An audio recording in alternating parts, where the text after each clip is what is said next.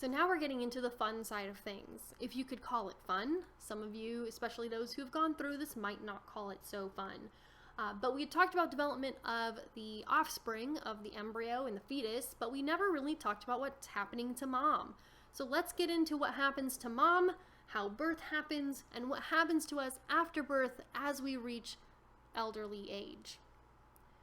So some of the common things that happen with the mother's body are things like nausea and vomiting, which are common symptoms that we see very early on in like that first trimester. This is also called morning sickness. It's important to note morning sickness does not have to happen in the morning. It can be an all-day thing. And it doesn't always stop at the very end of the first trimester. It can kind of fluctuate of when it happens and how long that goes on. It's very subjective, basically, that not every single woman, not every single mother is going to experience all of these changes and for the same amount of time. Some mothers do report an overall increase in energy and sense of well-being. Great for them. Others report things like acid reflux and constipation. There's also an increase in vital capacity, how much that person can breathe. Edema and varicose veins can also happen.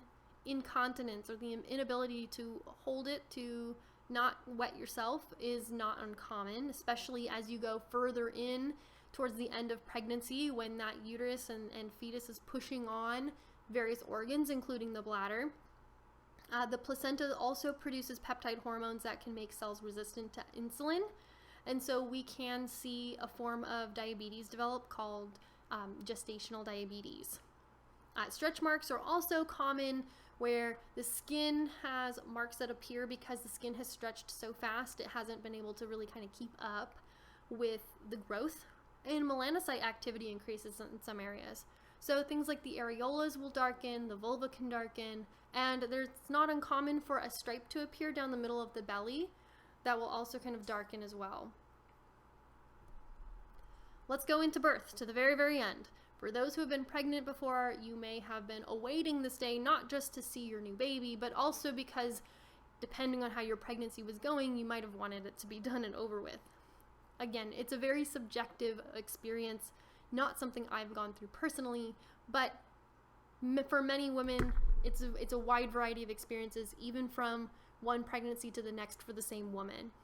But let's look at what's happening biologically.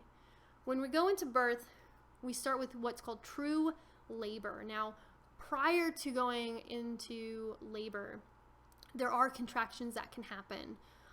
Braxton Hicks contractions can happen, which are contractions that are happening before you're actually going to have that baby. But true labor, like when you're actually going to give birth, is characterized by these contractions that happen every 15 to 20 minutes and last about 40 seconds each. That's the sign, or one of the signs, that you're actually going to go and have that baby relatively soon. And there are 3 stages to birth. Stage 1 is effacement. This is where the cervical canal slowly kind of disappears. The baby's head is starting to wedge itself to cause the cervix to dilate or widen.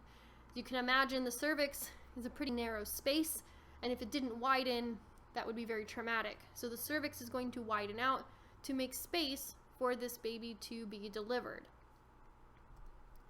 In stage 2, this is what we think of when we think of giving birth.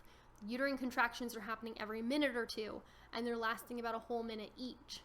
In addition to the contractions, the woman may feel this really overpowering urge to push as well.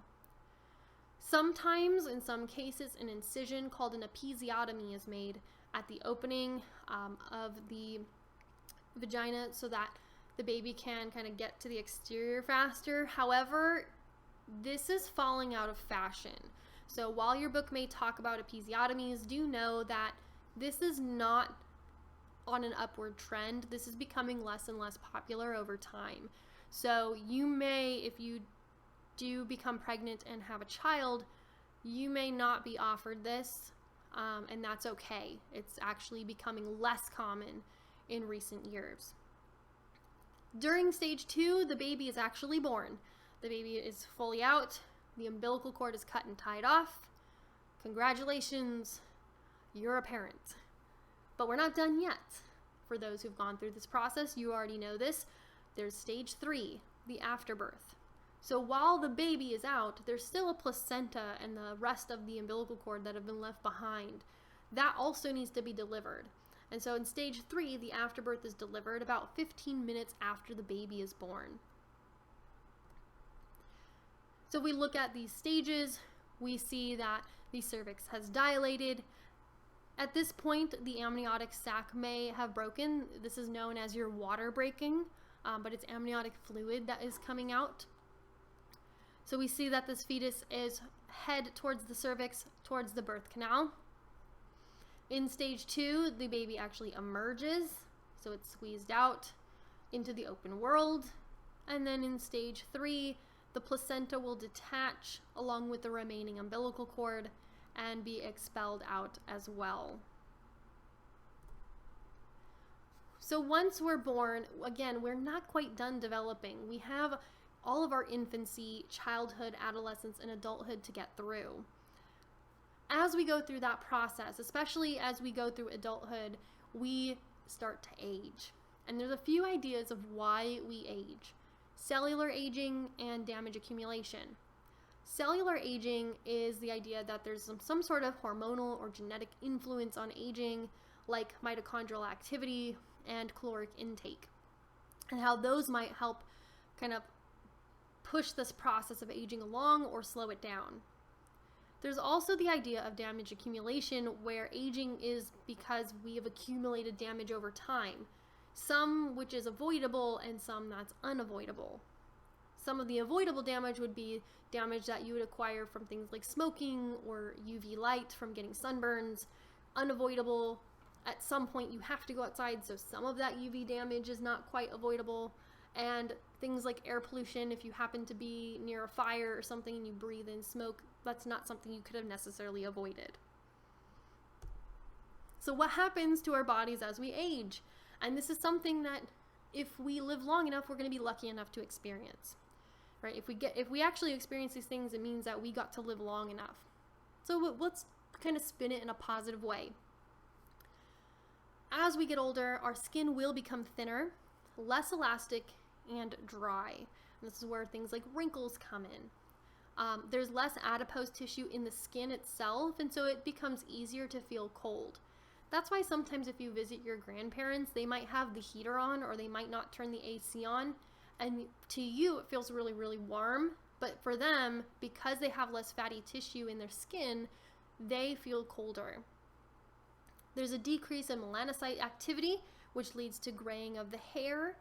And some of those remaining cells are actually going to go and become larger, leaving what we call age spots or liver spots, which are dark spots you find on the skin. The heart will weaken over time and the arteries become more rigid, leading to issues with the cardiovascular system.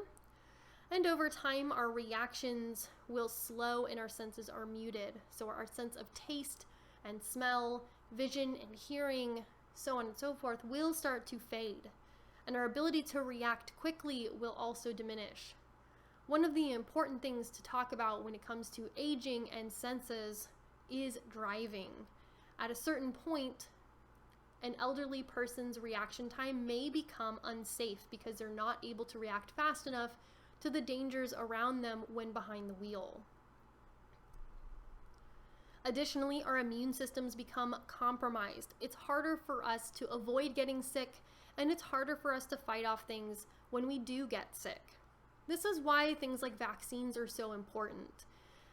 For those who are younger, it may be very easy for you to get over some sort of infection, but if you go visit your grandparents, you may pass something to them that they cannot fight off. It's something we're seeing right now in current times with COVID-19. We're seeing the elderly who are primarily dying of this compared to younger populations, and this is one of the reasons why. The immune system in the elderly just can't handle something like this new infection the way that a younger person's would. The liver and the kidneys are also going to be less effective at removing toxins, and so any sort of toxic substance you may bring in, including alcohol, is going to be harder for your body to handle.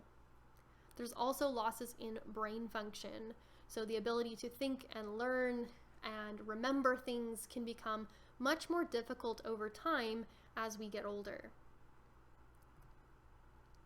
Additionally, our lenses in our eyes will lose the ability to accommodate, meaning the lenses in our eyes become stiff, and so they can't change shape to allow us to focus on things both close and far away. This is why a lot of older people have to get glasses as they age. For example, my father never had glasses his entire life until he hit about his mid-50s, at which point he noticed that his vision had gone down and he needed to get reading glasses. Blood pressure also usually increases, while bone density decreases along with muscle mass. Weight gain can also develop because there is a decrease both in metabolism as well as a decrease in activity. One of the things that we can do to fight that is to make sure we stay relatively active, especially when we are in our younger years. Additionally, females will undergo menopause and males andropause.